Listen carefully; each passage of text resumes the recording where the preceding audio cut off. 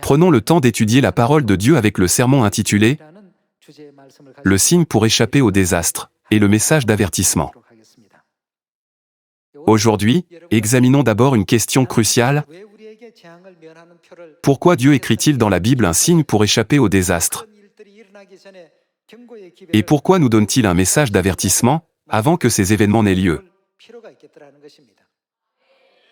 Lorsqu'un message d'avertissement est transmis, nous devons y prêter une attention particulière. Ne pas le faire entraînera inévitablement un préjudice. Par exemple, dans le parking d'un appartement, il y avait un panneau d'avertissement qui disait « Ne vous garez pas ici ». Incapable de trouver un autre endroit approprié, un homme a ignoré l'avertissement et s'est garé là quand même. Cependant, lorsqu'il est sorti le lendemain matin pour aller au travail, il a trouvé sa voiture complètement couverte et tachée de kaki mûr, qui était tombé dessus. Ce n'est qu'alors qu'il a compris la raison de l'avertissement, mais à quoi servait son regret? Il était déjà trop tard. Par conséquent, il n'a pas eu d'autre choix que de se rendre au travail dans une voiture dont le toit et le pare-choc étaient complètement maculés de kaki. Cette histoire nous enseigne que lorsqu'un avertissement est donné, il y a toujours une raison importante à cela. Dans le passé, les Israélites ont également reçu de tels avertissements à plusieurs reprises. Nos pères de la foi ont prêté attention aux messages d'avertissement et ont gracieusement soutenu la volonté de Dieu, mais les païens se sont moqués de tels messages. En conséquence, au temps de Noé, toute l'humanité a péri, et au temps de Lot, le peuple de Sodome et Gomorrhe a été complètement détruit. Dieu n'a pas inclus de paroles inutiles dans la Bible.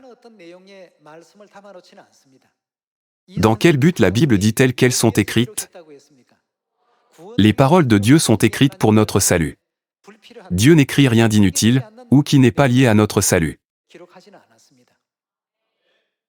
Serait-il nécessaire d'afficher un avertissement à un endroit où aucun danger n'existe?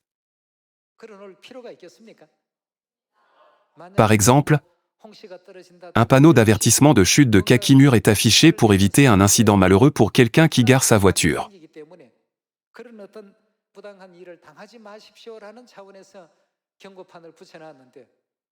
Si les gens l'ignorent, ils finiront par en payer le prix. Par conséquent, aujourd'hui, avec le sermon intitulé « Le signe pour échapper au désastre » et le message d'avertissement, cherchons dans la Bible la volonté de Père et Mère. En considérant que les prophètes nous ont avertis pendant des milliers d'années, examinons par la Bible quelle devrait être notre attitude de foi envers ces avertissements en ce temps du Saint-Esprit. Regardons ensemble l'enseignement dans 1er Rois chapitre 13, verset 11.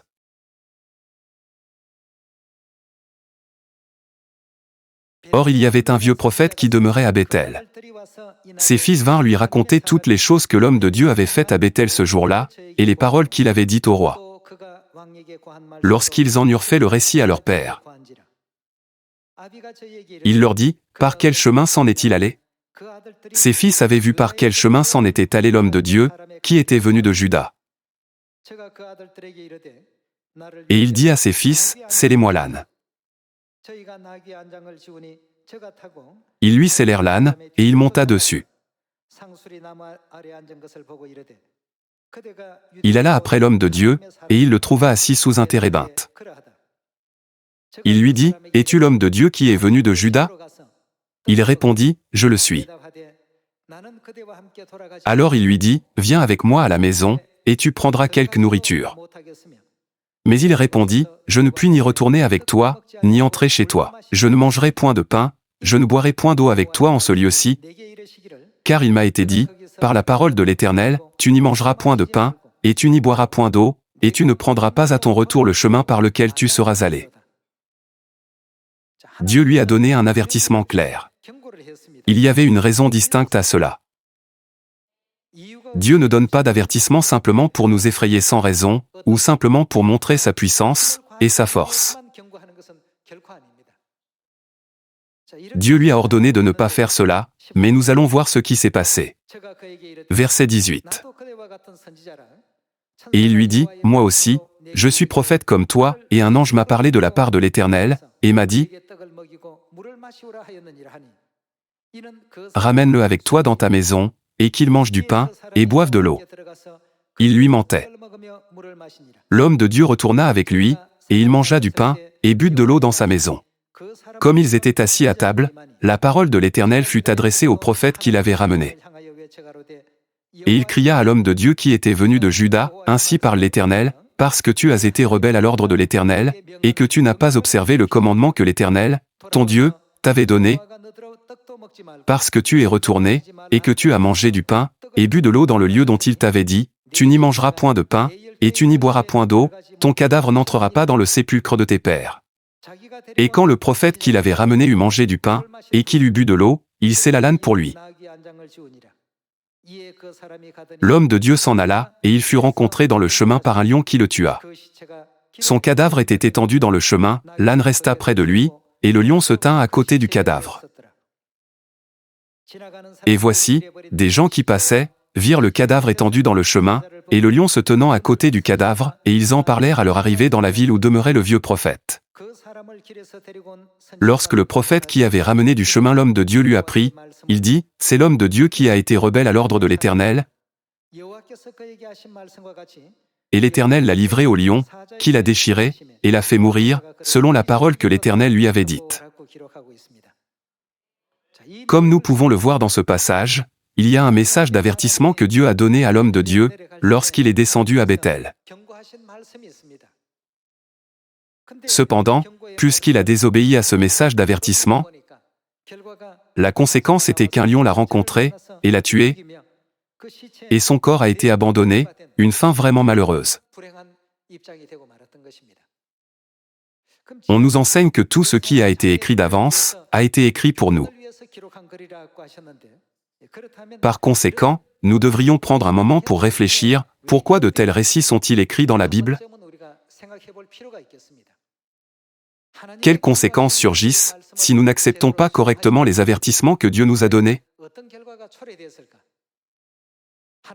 Dieu n'a pas laissé ses écrits pour nous effrayer. Dans chaque avertissement que Dieu nous donne, il y a toujours sa volonté de nous protéger. L'homme dans l'histoire a dû se rendre au travail dans une voiture abîmée par des kakis tombés, lorsqu'il a ignoré un avertissement. De même, l'homme de Dieu s'est attiré la tragédie d'être déchiré par un lion, lorsqu'il a méprisé un avertissement.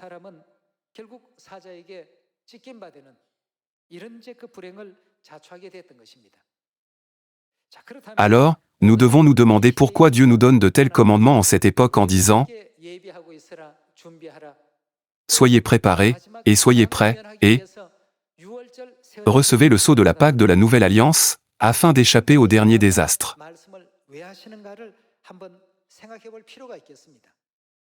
Pourquoi nous enverrait-il un tel message d'avertissement? Il y a environ 3500 ans, au temps de Moïse, le peuple d'Israël vivait dans le pays d'Égypte. Juste avant leur sortie d'Égypte, la nuit d'avant leur départ, Dieu leur a ordonné de célébrer la Pâque. Par cela, Dieu a délivré le peuple d'Israël du pays pécheur d'Égypte. Cependant, pour les Égyptiens, Dieu a désigné ce jour comme un jour de destruction, où il frapperait tous leurs premiers-nés. À ce moment-là, Dieu a fait une promesse précise.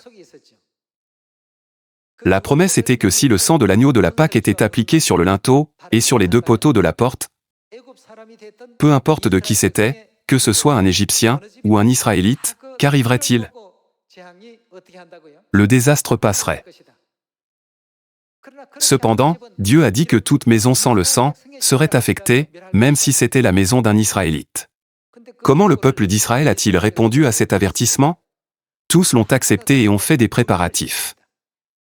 Dans chaque maison d'Israélites, un agneau était abattu, et son sang était appliqué sur les deux poteaux, et sur le linteau de la porte. Qu'en est-il des Égyptiens? Pas un seul de leur ménage ne l'a fait. En d'autres termes, la différence était entre les Israélites, qui ont accepté l'avertissement, et les Égyptiens, qui n'ont pas pris le message d'avertissement au sérieux. Revenons brièvement à cette histoire d'il y a 3500 ans pour voir le résultat.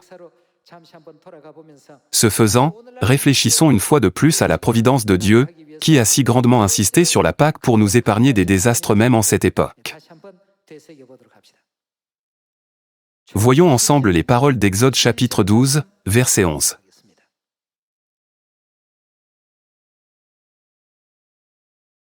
Quand vous le mangerez, vous aurez vos reins sains, vos souliers aux pieds, et votre bâton à la main, et vous le mangerez à la hâte. C'est la Pâque de l'Éternel. Cette nuit-là, je passerai dans le pays d'Égypte, et je frapperai tous les premiers-nés du pays d'Égypte, depuis les hommes jusqu'aux animaux, et j'exercerai des jugements contre tous les dieux de l'Égypte. Je suis l'Éternel. C'est la scène où Dieu a émis un avertissement, n'est-ce pas? Le sang vous servira de signe sur les maisons où vous serez, je verrai le sang, et je passerai par-dessus vous, et il n'y aura point de plaie qui vous détruise, quand je frapperai le pays d'Égypte. Vous conserverez le souvenir de ce jour, et vous le célébrerez par une fête en l'honneur de l'Éternel, vous le célébrerez comme une loi perpétuelle pour vos descendants. Il leur a ordonné de le célébrer comme une loi perpétuelle pour vos descendants. Allons au verset 21. Moïse appela tous les anciens d'Israël, et leur dit, « Allez prendre du bétail pour vos familles, et immoler la Pâque. Vous prendrez ensuite un bouquet d'hysope, vous le tremperez dans le sang qui sera dans le bassin, et vous toucherez le linteau, et les deux poteaux de la porte, avec le sang qui sera dans le bassin. Nul de vous ne sortira de sa maison jusqu'au matin. Quand l'Éternel passera pour frapper l'Égypte, et verra le sang sur le linteau, et sur les deux poteaux, l'Éternel passera par-dessus la porte, et il ne permettra pas aux destructeurs d'entrer dans vos maisons pour frapper. Vous observerez cela comme une loi pour vous, et pour vos enfants à perpétuité. Quand vous serez entrés dans le pays que l'Éternel vous donnera, selon sa promesse, vous observerez cet usage sacré. Et lorsque vos enfants vous diront, « Que signifie pour vous cet usage ?» Vous répondrez, « C'est le sacrifice de Pâques en l'honneur de l'Éternel, qui a passé par-dessus les maisons des enfants d'Israël en Égypte, lorsqu'il frappa l'Égypte, et qu'il sauva nos maisons. » Le peuple s'inclina, et adora. Qu'ont-ils fait? Ils ont suivi exactement ce que Dieu leur avait ordonné. Et les enfants d'Israël s'en allèrent, et firent ce que l'Éternel avait ordonné à Moïse, et à Aaron, ils firent ainsi. Pas une seule personne n'a été blessée dans les endroits où ils ont accepté, et agi selon le message d'avertissement. Passons au verset 29. Au milieu de la nuit, l'Éternel frappa tous les premiers-nés dans le pays d'Égypte, depuis le premier-né de Pharaon assis sur son trône, jusqu'au premier-né du captif dans sa prison, et jusqu'à tous les premiers-nés des animaux. Pharaon se leva de nuit, lui et tous ses serviteurs, et tous les Égyptiens, et il y eut de grands cris en Égypte, car il n'y avait point de maison où il n'y ait un mort. Une seule maison fut-elle épargnée? Pas une seule ne fut épargnée. C'est ce qui se produit lorsque nous n'acceptons pas le message d'avertissement. Lorsque Dieu apporta la destruction dans toute l'Égypte, sans qu'une maison ne fût épargnée, Pharaon ne put plus retenir les Israélites captifs. Cette nuit-là, il convoqua Moïse et Aaron, et dit, « Prends tout ton peuple, et vas-y. » Le récit de leur libération commence au verset 31. Si nous considérons cette histoire d'il y a 3500 ans, le contraste entre la région de Gozen, où demeuraient les Israélites qui avaient accepté le message d'avertissement, et les autres régions d'Égypte où ce message a été rejeté, alors nous ne pouvons négliger la question du jugement dernier, que Dieu fera venir sur l'humanité à notre époque. En tout temps, nous devons prêter attention au message d'avertissement. Mais que se passerait-il si nous ne nous préparions qu'une fois le désastre déjà en cours? À ce moment-là, il serait trop tard. Pour cette raison, comment la première épître aux Thessaloniciens décrit-elle la venue du Seigneur? Il viendra à l'improviste, soudainement, comme un voleur. Si nous l'avions prévu, nous aurions été préparés. Comme il est écrit, vous ne savez pas quel jour votre Seigneur viendra. Il viendra soudainement comme un voleur. Alors, quel en sera le résultat? Les gens ne seront pas préparés, parce qu'ils n'ont pas cru. Même si Dieu a envoyé son message d'avertissement depuis des milliers d'années, il y a encore ceux qui refusent de l'accepter. Ils disent « Oh, toujours la même histoire ». N'est-ce pas ce que le pasteur prêche toujours? Pour le dire simplement, pour ceux qui rejettent la parole de Dieu de cette manière, des problèmes se poseront, même s'ils sont le peuple d'Israël. Comme nous l'avons vu tout à l'heure dans 1er Roi, même l'homme de Dieu qui est allé à Bethel a été confronté à un terrible désastre. Parce qu'il n'a pas obéi à l'avertissement que Dieu lui avait donné. Aujourd'hui, comme nous nous demandons, pourquoi de tels écrits sont-ils dans la Bible? J'espère que nous pourrons examiner attentivement le message d'avertissement de Dieu pour cette époque à travers 1 Thessaloniciens chapitre 5. Voyons ensemble 1 Thessaloniciens chapitre 5, verset 1. Pour ce qui est des temps et des moments, vous n'avez pas besoin, frères, qu'on vous en écrive. Car vous savez bien vous-même que le jour du Seigneur viendra comme un voleur dans la nuit. Quand les hommes diront, que diront-ils? Paix et sûreté. Cela signifie-t-il que cela peut être prédit ou non? À un tel moment, quand il y a paix et sûreté, et qu'il n'y a aucun signe de catastrophe, alors une ruine soudaine les surprendra, comme les douleurs de l'enfantement surprennent la femme enceinte. Les douleurs de l'enfantement donnent-elles un avertissement avant d'arriver? Ils viennent soudainement, n'est-ce pas? Une femme peut être assise pour le dîner, et l'instant d'après, elle est transportée d'urgence à l'hôpital. Quelqu'un d'autre marche peut-être dans la rue, et soudainement, il est temps.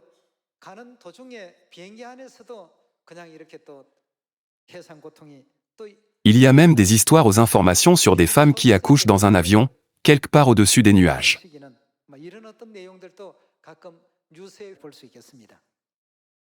Alors une ruine soudaine les surprendra. Comment les surprendra-t-elle? Comme les douleurs de l'enfantement surprennent la femme enceinte, et ils n'échapperont point. Que signifie le mot « soudain » ? Cela signifie qu'il n'y a pas de temps pour se préparer. Il arrive alors qu'ils ne sont pas du tout préparés. Que se passe-t-il alors? La Bible dit, ils n'échapperont pas, à quoi ne peuvent-ils pas échapper? Il est dit qu'aucun d'entre eux n'échappera en aucun cas au désastre, et à la destruction. Par conséquent, que devons-nous faire maintenant? Dieu ne nous a-t-il pas avertis? Pendant des milliers d'années, Dieu nous a avertis de cette époque, mais les gens la rejettent en disant, sûrement pas, cela finit toujours par se calmer. Maintenant, la réalité ressemble à l'histoire du garçon qui criait au loup. 2 Pierre chapitre 3, verset 6. Et que par ces choses le monde d'alors périt, submergé par l'eau, mais, par la même parole, les cieux et la terre d'à présent sont gardés et réservés pour le feu. Nous devons nous demander, pourquoi ces paroles existent-elles? Pourquoi les prophètes, inspirés par le Saint-Esprit, ont-ils laissé ces écrits dans la Bible? C'est quelque chose que nous devons sûrement prendre à cœur. Tout cela, ce sont des avertissements. Soyez prêts à tout cela.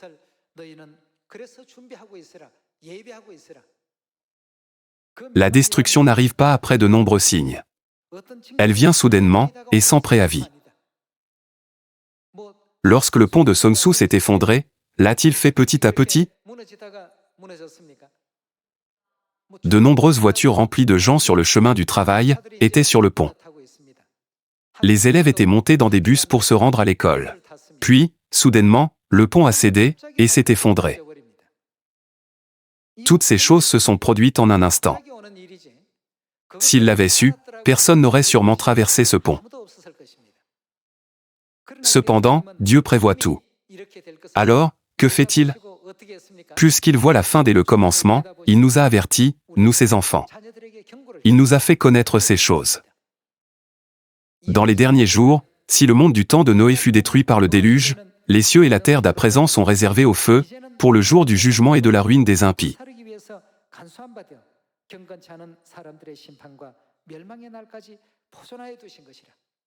Cependant, Dieu nous a envoyé ce message d'avertissement pour une raison, ne voulant pas qu'aucun périsse, mais voulant que tous arrivent à la repentance. Passons au verset 9. Le Seigneur ne tarde pas dans l'accomplissement de la promesse, comme quelques-uns le croient, mais il use de patience envers vous, ne voulant pas qu'aucun périsse, mais voulant que tous arrivent à la repentance. À travers ce message d'avertissement, Dieu désire que tous ses enfants se repentent rapidement et viennent sur le chemin du salut. Verset 10. Le jour du Seigneur viendra comme un voleur, en ce jour, les cieux passeront avec fracas, les éléments embrasés se dissoudront, et la terre avec les œuvres qu'elle renferme sera consumée. Puisque tout cela est en voie de dissolution, combien votre conduite et votre piété doivent être saintes. Puisque ces choses arriveront sûrement, quel genre de personnes devons-nous être? Comme l'histoire du passé est une ombre des choses à venir, nous devons regarder en arrière sur l'histoire depuis le temps de Moïse, il y a 3500 ans. Quand nous regardons en arrière, qu'est-il arrivé à chaque famille qui n'a pas prêté attention au message d'avertissement? Pas une seule maison n'a été épargnée de la destruction. La Bible nous dit que les familles ayant obéi à l'avertissement de Dieu, immolant l'agneau de la Pâque, et mettant son sang sur les deux poteaux, et le linteau de la porte des maisons,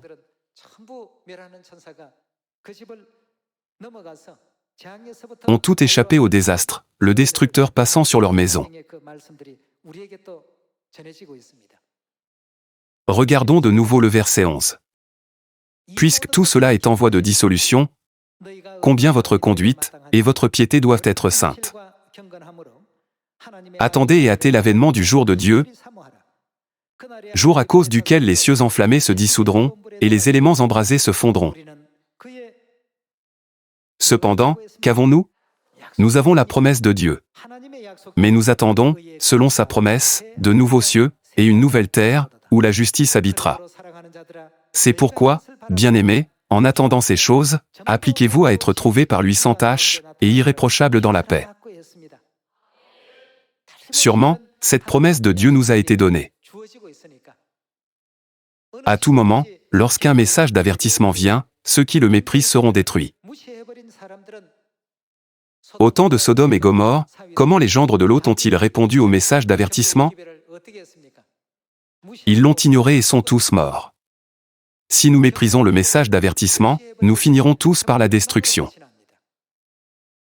De plus, cette destruction ne se termine pas avec la destruction de la chair.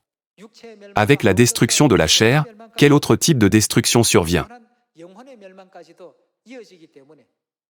Puisque cela conduit à la destruction éternelle de l'âme, nous devons rapidement proclamer le message d'avertissement de Dieu, selon lequel tous les gens doivent échapper au désastre par la Pâque de la Nouvelle Alliance, comme Lot est allé voir ses gendres pour les avertir du jugement à venir sur Sodome et Gomorrhe.